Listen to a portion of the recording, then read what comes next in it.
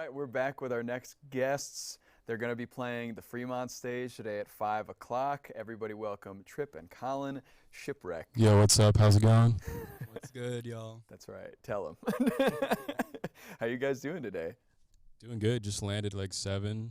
Got to the festival. Yeah. About to explore. Yeah. Cool. Doing good. Yeah, you said you were in Texas last night, right? Yeah.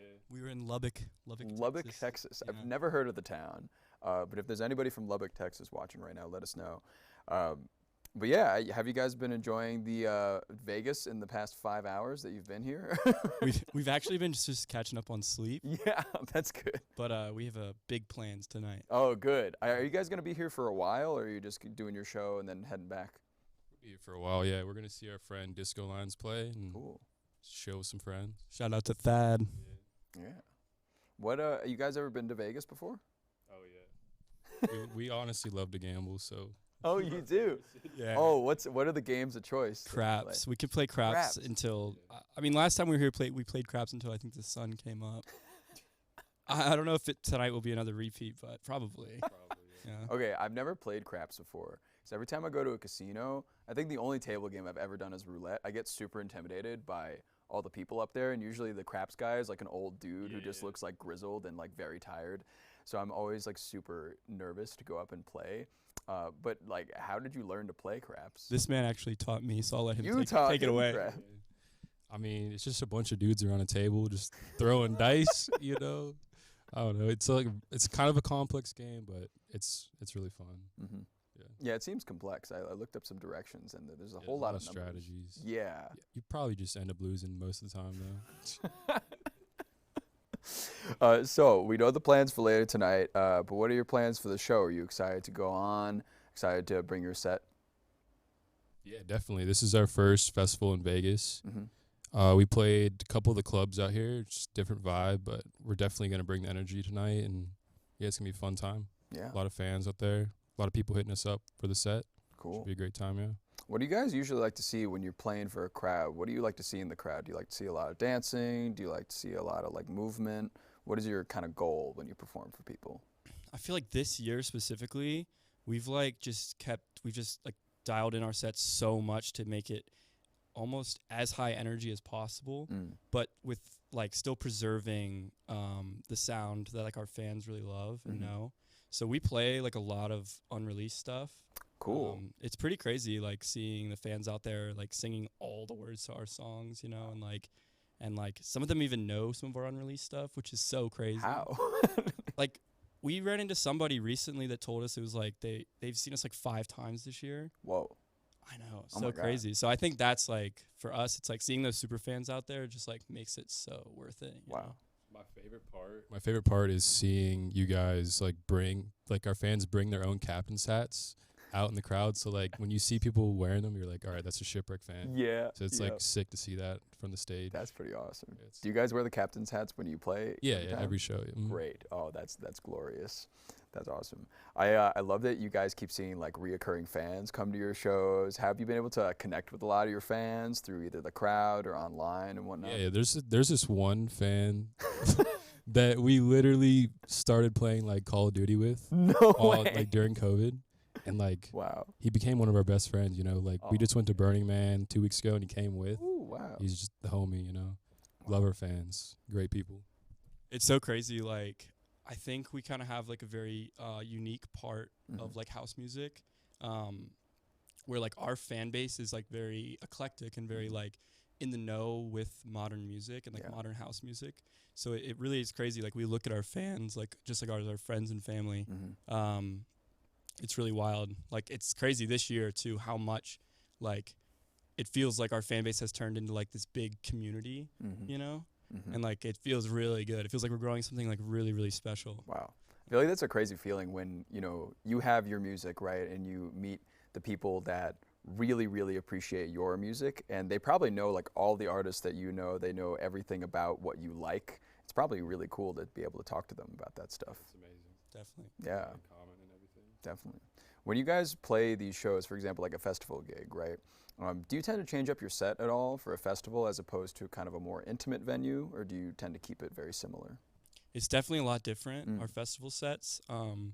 we kind of have a thing where we never play like some of our sets will be similar between festivals, but we never play the same thing, because like we constantly want to like evolve the set, you know. Yeah. So we're always fine tuning, always changing. Sometimes we just say screw it and just completely change what we do like last minute. I'm sure the fans love that though. Yeah. Well, especially after hearing like from fans that people just like keep coming back and keep seeing us, it's like it would feel like wrong to do the same set. So it is a lot of work and a lot of preparation, but it's really fun and rewarding to like have different sets every time, trying new things. But the festival set definitely looks a little different than when we're playing like a club or like private events. You know, those type of sets are a little different. I got a question in the chat asking how many captain's hats do you guys own, and do you have like a collection, or do you just have 2 just super nasty hats that you wear? Wait, before I give the mic to Trip, I think a better question is how many hats have we lost? Oh no. Dude, honestly, at this point, like 100 plus people have stolen them off stage. Wow. We've left them, forgotten them. I mean, yeah. I mean, we have extra captain sats on our rider, so it's like perfect if like Colin left his yesterday. We had an extra one on the rider, so it worked out. Yeah, exposed. I feel like you guys are like the second most purveyor of captain's hats behind like the U.S. No, we are definitely like supporting somebody's like home business and just buying all the captain's hats. Like we've bought like 500 captain's hats. I mean, at least, because at this point, like every time we play a club or festival, there's generally like a pack of 25. Oh my And god! I think we've played over 100 shows this year. Pushing up somebody's Yeah. Somebody on Etsy is like, oh man, they really want these hats. I know at this point they just need to sponsor us. You know? Yeah, seriously. We have some custom ones. Like we try to pull out different ones, but it's like we found like the specific ones we really like, and like we've had people make them for us, but it's just there's something about being comfortable on stage and like having the right hats. We're really picky about it, actually. Wow. Pretty funny. The right fit of captain. Yeah. That's pretty crazy. I would wonder about the custom hats because I'm sure you guys can get stuff engraved in them and whatnot. I'm sure for special shows. Yeah. We've done some stuff before. Cool. And you guys just had a headlining show too in LA. First headliner, sold out. What was the feelings about that? Were you excited going into it? Did you not know what to expect? Were you kind of? It was a mix of obviously we were like very excited, but also very nervous. It was like our first time really like. It felt like we were the ones, putting in all the legwork to make sure that everything was perfect. We were like making sure that, our first debut headline had to be perfect in our heads and like had to be so right. The set, like the ambiance, the drinks, right? Like everything we thought about it all. Wow, even the drinks too. Yep. What were the drinks? What'd you serve? We had Trip had sex on the beach. And then Colin's Maritime Mule. Ooh, a Maritime Mule. That's fun.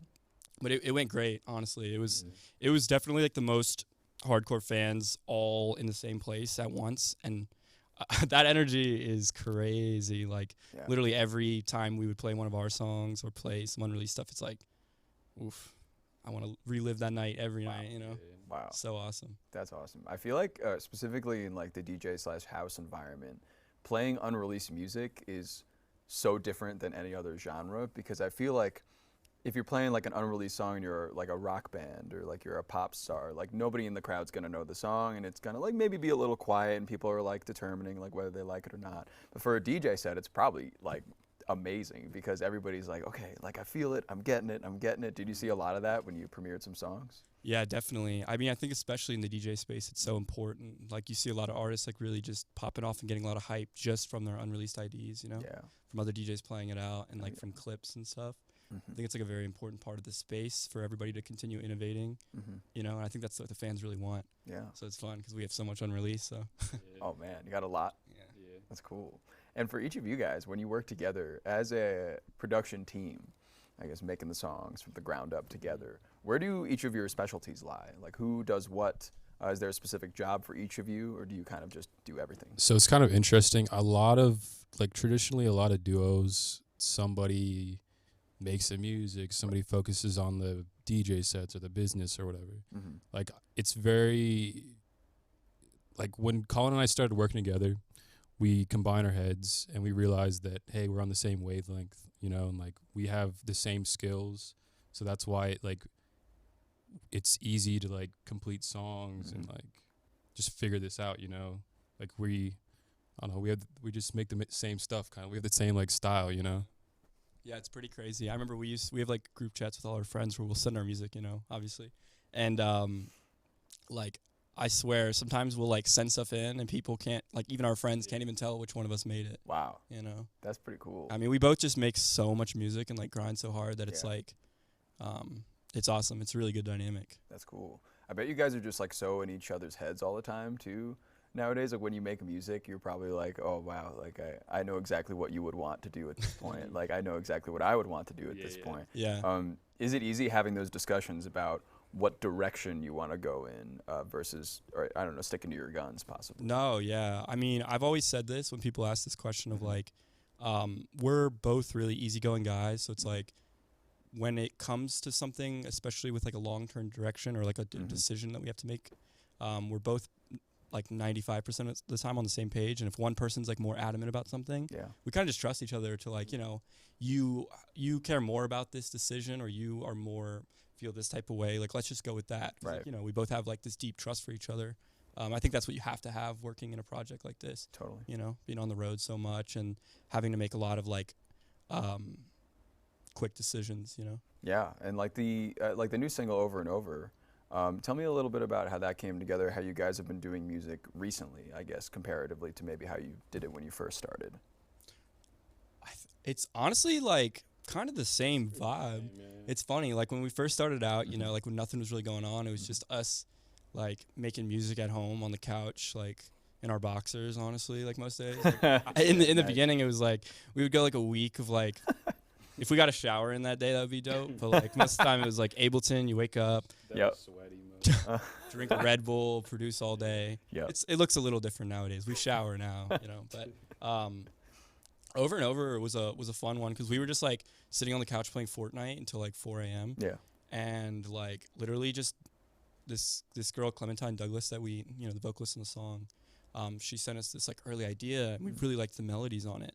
So we were just like going back and forth playing Fortnite on our laptop speakers, like just making this song, like literally sound designing the lead and like making the drums and everything. And then we were like, I think it like hit us like mid game of Fortnite. We were like, this song is sick. So sweet. It was That's awesome. cool. It came together within like, I think like an hour. Wow. Yeah. Do you have those kind of moments with every song? Is there like a moment where you're making a song and you both look at each other and you're like, whoa? I mean, a lot of times, but sometimes it kind of, you have to let a song sit, like sleep on it. Maybe it takes like a couple weeks to like be like, oh fuck, like this song is actually sick. You know, it takes time, but I like those moments when it just clicks instantly, you know? That's where we're like screaming. Yeah. It's like, yeah. Man, you guys sound like super fun to hang out with. I hope you guys have a good rest of your day. Good luck at your show in about an hour. Thank And you. have a great time tonight. Win some craps for me, all right? We are definitely going up big tonight.